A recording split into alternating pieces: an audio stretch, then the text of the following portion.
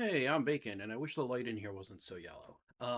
So last week I streamed with Dean and Mike, and we discussed horror in tabletop role-playing games. There were several definitions that came up over the course of the stream, and I had said, I believe it was in response to Dice Tales, that I would likely do a video that's a condensed version of those definitions because they're sort of scattered throughout the stream. I wanted to talk about them directly in a much more concise, easy to search way. So that's what I'm doing here. Um, the whole stream was about whether or not you can get to fear or make your players fear at the tabletop. And the answer is no. And we'll get into that as I go through the definitions.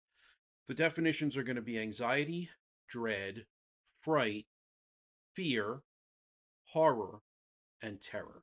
So, anxiety, dread, fright, and fear all have APA definitions. That's the American Psychological Association. And so I'm going to be citing their definitions, not word for word. Some of these are going to be a paraphrasing. Some of them are copied straight over. But like dread's a weird one, so I kind of synthesized a complete definition for that.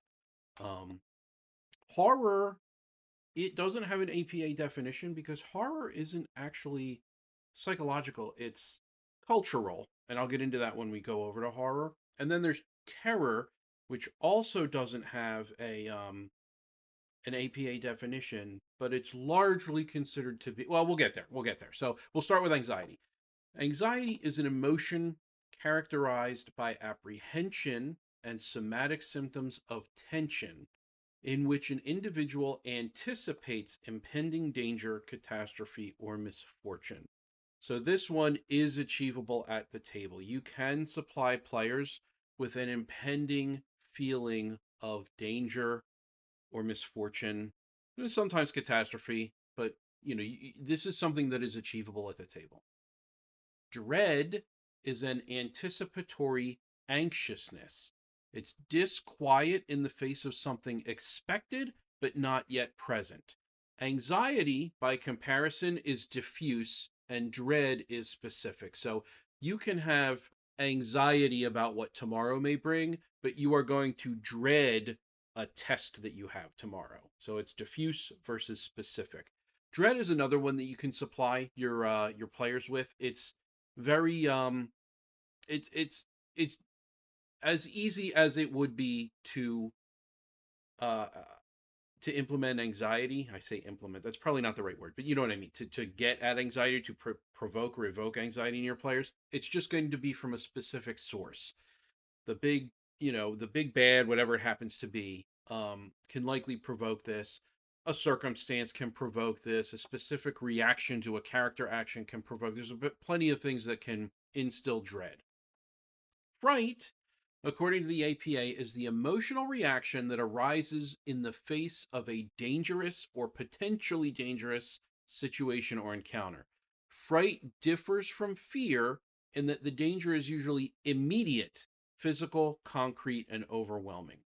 Fright is also the trigger for fear. So, and I'll get down here into fear. Fear is a basic, intense emotion aroused by the detection of imminent threat involving an immediate alarm reaction. That's the fright that mobilizes the organism by triggering a set of physiological changes. Fear differs from anxiety in that the former is considered an appropriate short term response to a present, clearly identifiable threat, whereas the latter is a future oriented long term response focused on a diffuse threat. So let me repeat that last sentence. I feel like I didn't write that clearly. So fear differs from anxiety in that the former, fear, is considered an appropriate short term response to a present, clearly identifiable threat, something that you are confronted with. Whereas the latter, anxiety, is a future oriented long term response focused on a diffuse threat. It's a general feeling, it's a general outlook or disposition. You can have anxiety, like I said, for what the day might bring tomorrow, but it's not specific. Fear is very specific and immediate. It's in the moment. Fear is also regulated by the amygdala, however you want to pronounce it, which means that while fright can be achieved at the table for a sudden, uh, a sudden unexpected situation that you spring on the players, they had no idea it's coming. You can describe it with an intense amount of detail so as to potentially evoke at least a pseudo fright. Fear is not something that you can get to. Fear is something that requires your brain to perceive a real threat to your physical body in order for fear to trigger. You can never make your players afraid because they are always just sitting comfortably in front of a camera to play remotely, or they're sitting comfortably at a kitchen table, on a couch around a coffee table, wherever they happen to be. There is no opportunity for threat unless you're keeping a hungry bear in the room with them. That'll get them to fear. But that's a completely different situation. Likely not going to have a fruitful game if that's the case. Then there's horror. Horror is revulsion or shock when confronted with something grotesque, unnatural, or incomprehensible. This, like fear, is specific, but it's about recognition and deep wrongness without the need for threat or fear. It doesn't have to trigger a fear response. Horror is something like I said, it's a deep wrongness, and this is cultural. So if you if you are flipping through the newspaper and you come upon an just a terrible report and there are images of a mass grave or something along those lines, you can absolutely experience horror with that. You're not afraid, it's a picture in the newspaper. But the wrongness of the situation, the unnaturalness, the incomprehensibility of that type of situation or the circumstances that led to that situation will provoke a horror response. And this is something you can absolutely get at the table through appropriate description. You will likely have to transgress some more reserved sensibilities in order to get there, but it is very achievable at the table. Horror is achievable. Terror is complete consumption by fear. So it overpowers reason and paralyzes your mind and body. This is the result of the confrontation with annihilation. It's recognition of powerlessness in the face of inevitability.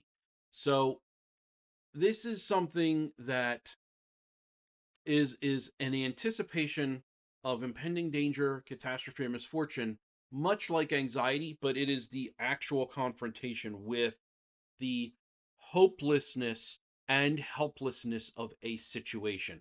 A meteor hurtling toward Earth, and you know this is going to be your last 24 hours. That is terror. You are paralyzed, it is all consuming, and there is nothing to do about it. So, terror is also sort of associated with like a bigger fear reaction. And while, again, you can't get to fear at the table, you can get to helplessness and hopelessness provided you give a specific situation to your players. So you can kind of sort of almost achieve like a pseudo terror or a pseudo fear. It's way more circumstantial and it is not at by any stretch going to engage the actual fear instinct. But so and I'm winging this. I have my notes in front of me. I'm winging this. So apologies if I don't cover everything, but we definitely go into these discussions far deeper in the stream. So I'll link you to the stream, and you can go ahead and just listen to it if you like. But we go more into more detail there. So anxiety, achievable. Dread, achievable. Fright, you can get a pseudo fright. You can get a suddenness, but it's not actually going to trigger a legitimate fright response. Fear, you cannot get to at the table unless, like I said, you keep a hungry bear in the room with your players. There has to be a physical perceived threat, and there's just nothing that you can do in an imaginary space that will elicit that response. Horror is something you can absolutely 100% achieve, provided your description.